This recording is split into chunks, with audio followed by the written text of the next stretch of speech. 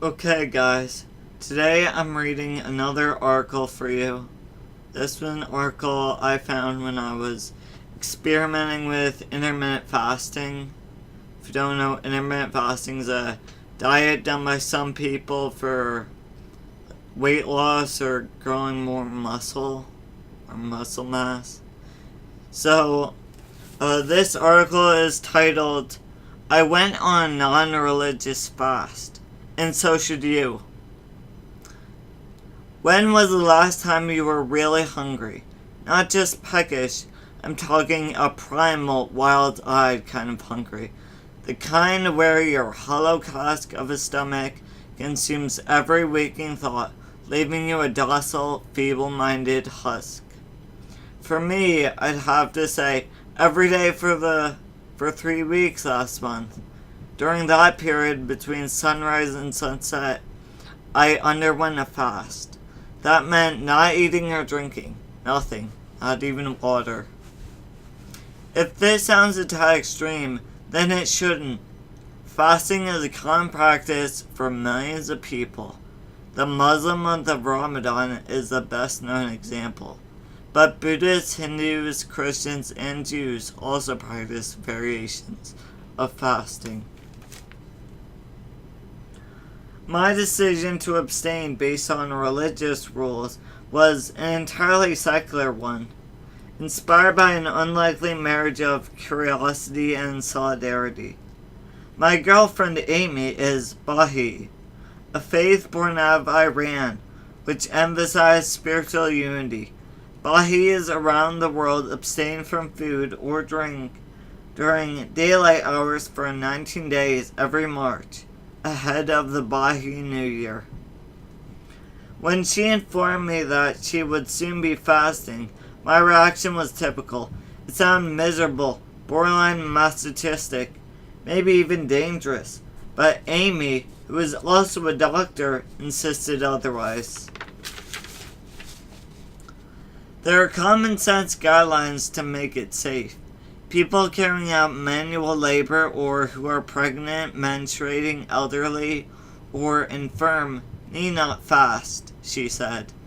And while fasting for Baha'is is a spiritual practice symbolic of abstinence from selfish desires, it appears there are a catalog of physical health benefits too.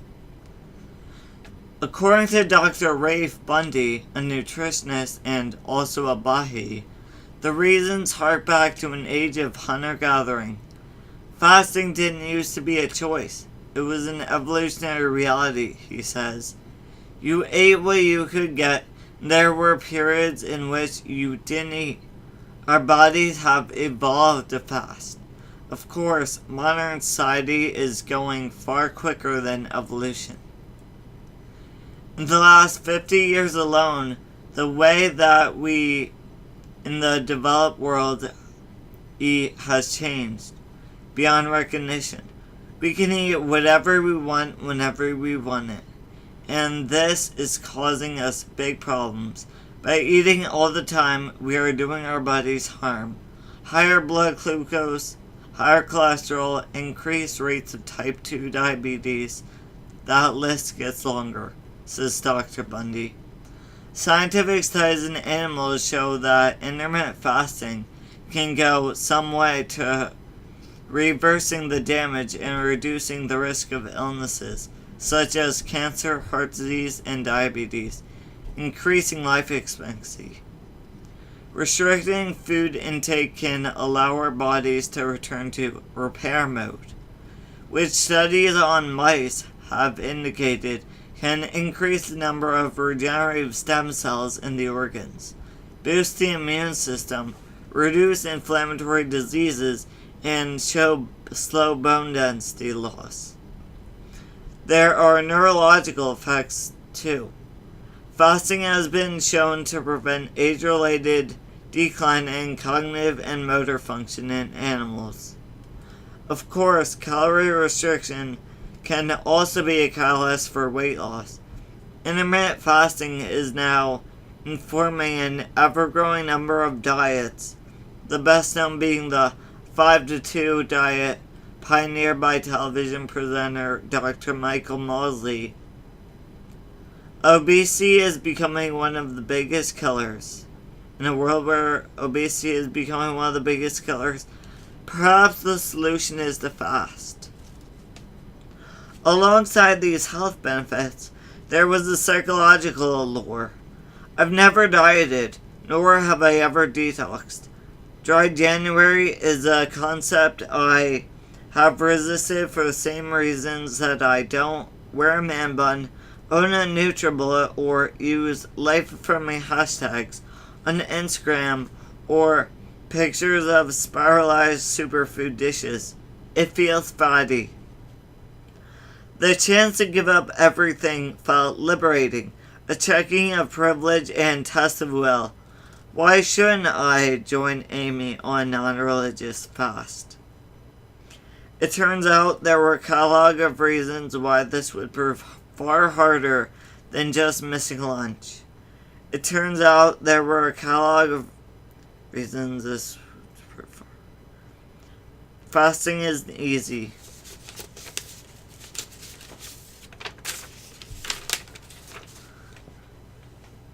It's the first morning of fast. You wake to an alarm clock, which goes 5:40 a.m. through the pitch black. 15 minutes later, you are forcing down a bowl of Weetabix while reluctantly poaching an egg in a still dark, cold kitchen. Welcome to your daily routine, a miserable race against the thin blue light of dawn at 6:30 a.m. to eat food you don't even want. The first thing that nags you is the fatigue. Evening binges make it hard to sleep, and indigestion means you wake in anticipation before the alarm clock. There's no let off at the weekends either. Each day sunrise gets a little earlier while you progressively get more and more tired.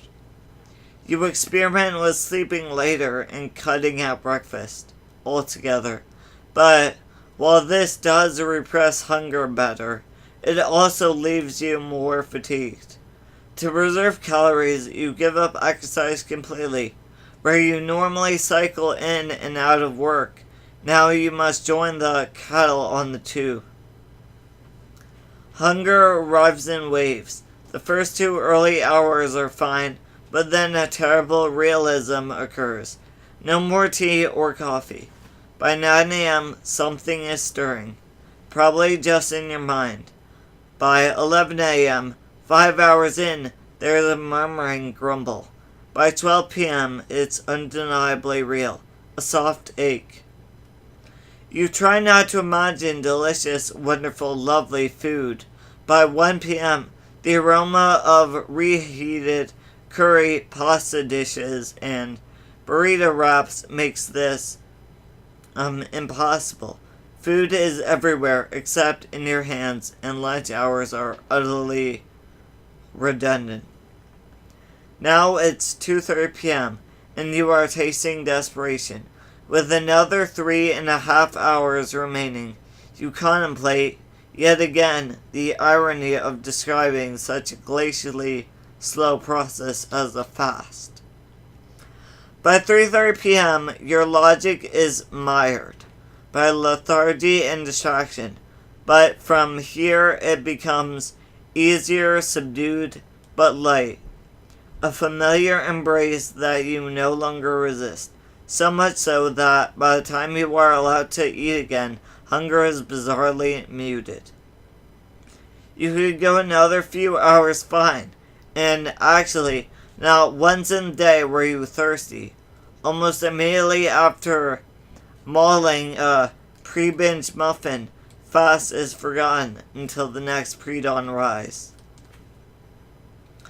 This cycle continues, but each day brings a new, often surreal challenge. Take business meetings, formal, slightly forced affairs, where awkwardness is usually eased over a drink or meal. Requesting to meet for coffee and then ordering nothing is an odd behavior. Arranging a lunch with someone and ordering nothing is even worse. This is compounded 100 times over if you go to, say, a commercial proprietary conference in Cannes that is basically 4 days of relentless boozy networking. Your odd hours and obsessive behavior means you are becoming less fun. In fact, you are actively avoiding fun. Nights out are off the cards because, frankly, the idea of a hangover while fasting is unfathomably real. Or unfathomably horrible. But when your excuses fall on deaf ears and you must visit a pub in daylight hours, accept the round system to quickly expose you to a public dissection. When people fast for religious reasons, communities rally around and friends will support each other. With a non-religious fast, the exact opposite is true. Remember how David Blaine was taunted with Happy Meals when, during a 44-day fast in a glass box, suspended from a crane?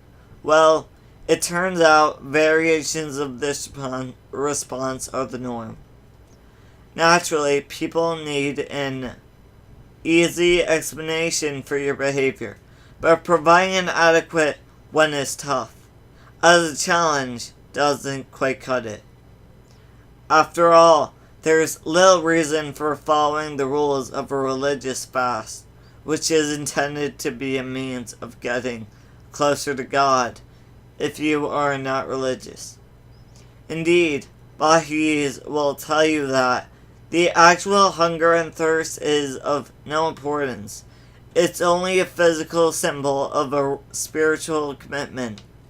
So if you are only answering to yourself, why bother? This question sucks every hour of the fast. I mean, if a person nibbles a flapjack in an empty room and no one is around to witness it, did it happen? I ate breakfast after sunrise on 2 hungover occasions, and the guilt was not as great as I might have hoped. This didn't render my fasting experience an empty one, though. First of all, there were physical benefits. Missing lunch for 19 days saves some money, and walking early is less agonizing than it was. Waking early is less agonizing than it was.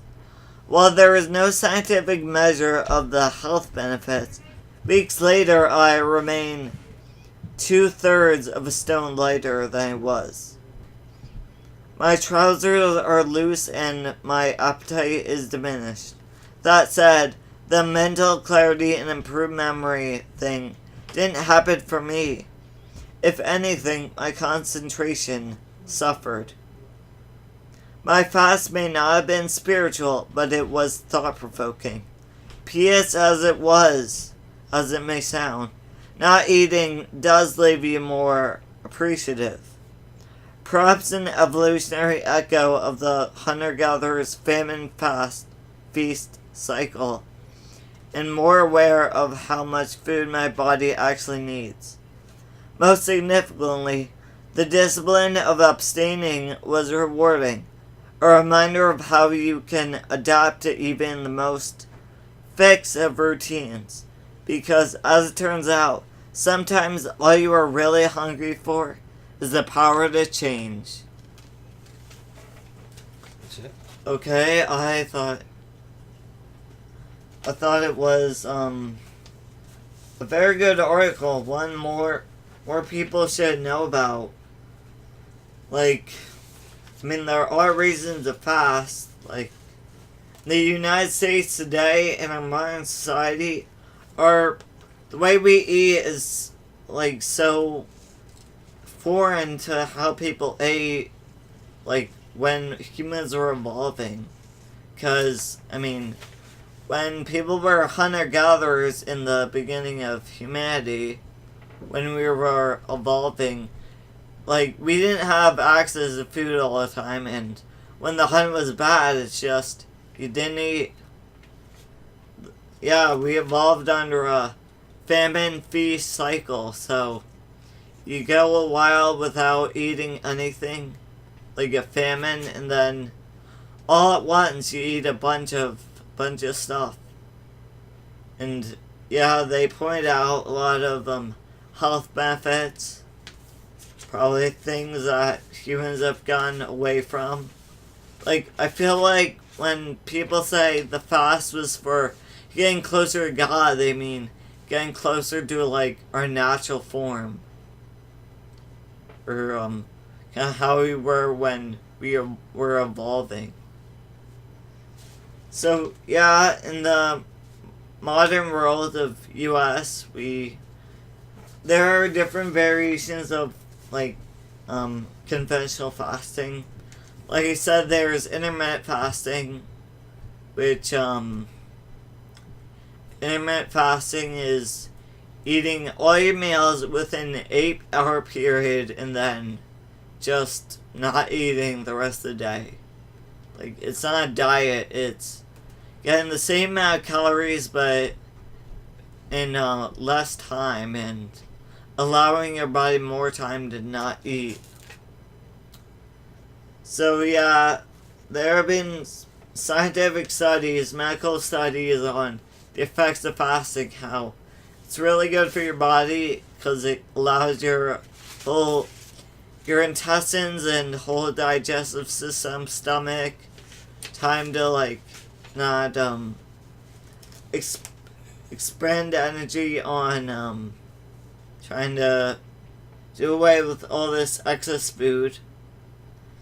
So if for anything else, I think you should do it as a privilege check, because I mean, definitely in the United States we are more privileged, not just with, like, white privilege or, oh no, rich privilege, like, and no, all those SJWs who talk about white privilege and, like, straight white male privilege. I kind of laugh at that. I make fun of that because, I mean, there are white people who don't have as much money as people of color, because it's all really based on how much money you have. Because whether you can afford this food, all this stuff. Because I'm sure there are tons of white people who just can't afford all this food all the time. And so as a privilege check, yeah, do it as a privilege check against people in other countries, because there are people all over the world, like in Africa and about some parts of Asia, where they can't get the food all the time, where they just have to fast. Like, it's our natural form, it's how the body evolved. And yeah, there are definitely physical, mental health benefits. I mean, he said that he didn't get any mental health benefits. If anything, his kind of abilities diminished, but, you know, that's probably because it was all new to him. Like, his body wasn't used to it. So, if the body was more used to it, it would be, more beneficial. Like, you need a proper system to get all the benefits. Yeah, systems are very important. And, again, if for anything else, do it as a privilege check. Because, yeah, in the United States, we have so much more privilege than the rest of the world. I mean, that's why it's so different. Why, kind of in Europe and everywhere else in the world, the countries look down on America, really. Yeah, I hope you enjoyed this article. I enjoy reading it. I've been trying to do this video for a while now, and okay, now take away the information and Don't just take my word for it or all the specialists. Don't just trust them, but you should always find out for yourself. Do this fasting for yourself. Like, don't just judge it by shadow. Actually, go in the, go out there and try. See what happens to your body. It might be different for you. You might not have the same experience, but either way, it wouldn't hurt. It shouldn't hurt. And if it does have disadvantages for you, then just stop.